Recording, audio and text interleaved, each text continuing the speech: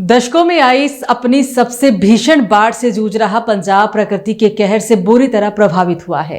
इस बाढ़ में 30 लोगों की जान चली गई और 3.5 लाख से भी ज्यादा लोग प्रभावित हुए। पंजाब इन दिनों 1988 के बाद की सबसे भीषण बाढ़ की चपेट में है। राज्य के कई जिलों में हालात बेहद खराब हो गए हैं। लगातार बारिश और नदियों के उफान ने जनजीवन अस्त व्यस्त कर दिया है।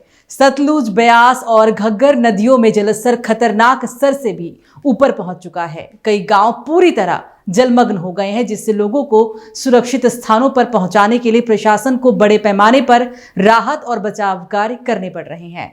अब तक सैकड़ों घर क्षतिग्रस्त हो गए और हजारों एकड़ की फसलें भी बर्बाद हो चुकी है। बाढ़ की वजह से सड़क संपर्क भी बाधित हो गया है, जिससे राहत सामग्री पहुंचाने में दिक्कतों का सामना करना पड़ रहा है। हालांकि सरकार ने प्रभावित इलाकों में सेना और एनडीआरएफ की टीमें भी तैनात की है, तो वहीं मुख्यमंत्री ने लोगों से अपील की है कि अफवाहों पर ध्यान ना दें और प्रशासन के निर्देशों का पालन करें। भारी बारिश कई राज्यों में तबाही मचा रही है। नदियों का जलस्तर तेजी से बढ़ रहा है। पिछले कुछ दिनों से हो रही बारिश के कारण हालात ऐसे बने हुए हैं कि हरियाणा के यमुनानगर जिले में हथनीकुंड बैराज के फाटक को भी खोलना पड़ा। यमुना नदी का जलस्तर खतरे के निशान के करीब पहुंच चुका है। दिल्ली, गुरुग्राम, गाजियाबाद जैसे शहरों में सड़कों पर जल जमाव के कारण ट्रैफिक रेंग रहा है। वहीं हरियाणा में बारिश के कारण हालात लगातार बिगड़ रहे हैं। हरियाणा में किसानों की फसलें पहले ही जलमग्न हो चुकी है। हथनीकुंड बैराज के फाटक खोले जाने के बाद एहतियातन कई जिलों में भी स्कूल बंद करने पड़े। हालात की गंभीरता को देखते हुए मुख्यमंत्री नायब सिंह सैनी एक्टिव मोड में आए और सोमवार शाम बारिश और बाढ़ से बनी स्थिति की समीक्षा की।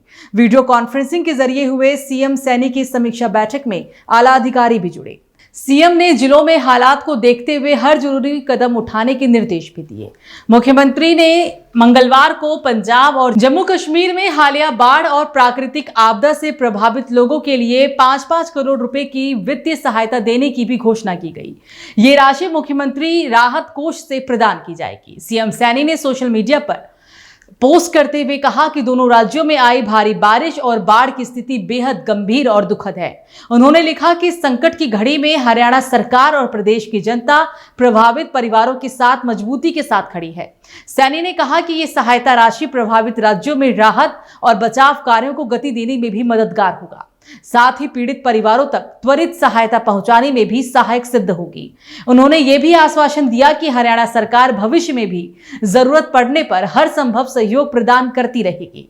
मुख्यमंत्री ने पंजाब और जम्मू कश्मीर के मुख्यमंत्रियों को पत्र भेजकर सहानुभूति और समर्थन भी व्यक्त किया। पत्र में उन्होंने लिखा कि हरियाणा न केवल आर्थिक रूप से बल्कि भावनात्मक रूप से भी उनके साथ खड़ा है। हम सभी प्रभावित परिवारों को भरोसा दिलाते हैं कि हरियाणा उनकी सहायता के लिए हमेशा तत्पर रहेगा। पंजाब इन दिनों 1988 के बाद की सबसे भीषण त्रासदी से जूझ रहा है। राज्य सरकार के अनुसार अब तक कुल 29 लोगों की जान जा चुकी है। 2.5 लाख से भी ज्यादा लोग इसमें प्रभावित हुए हैं। सतलुज, ब्यास और रावी नदियों में जलस्तर के अत्यधिक बढ़ने की वजह से कई इलाके पूरी तरह से जलमग्न हैं। जम्मू कश्मीर में 14 अगस्त से हो रही लगातार बारिश और अचानक आई बाढ़ ने कई जिलों में भारी तबाही मचाई। किश्तवाड़, कठुआ, रियासी और रामबन जैसे जिलों में जनजीवन बुरी तरह प्रभावित हुआ। 26 और 27 अगस्त को हुई रिकॉर्ड बारिश से जम्मू के निचले इलाकों में भी बाढ़ की स्थिति उत्पन्न हो गई। सीएम सैनी ने हालांकि ये भी कहा कि संकट की इस घड़ी में एकजुटता बेहद जरूरी है। हरियाणा, पंजाब और जम्मू कश्मीर एकजुट होकर इस आपदा का सामना करेंगे। जब राज्य का एक दूसरे के साथ खड़े होते हैं तभी राष्ट्र मजबूत होता है।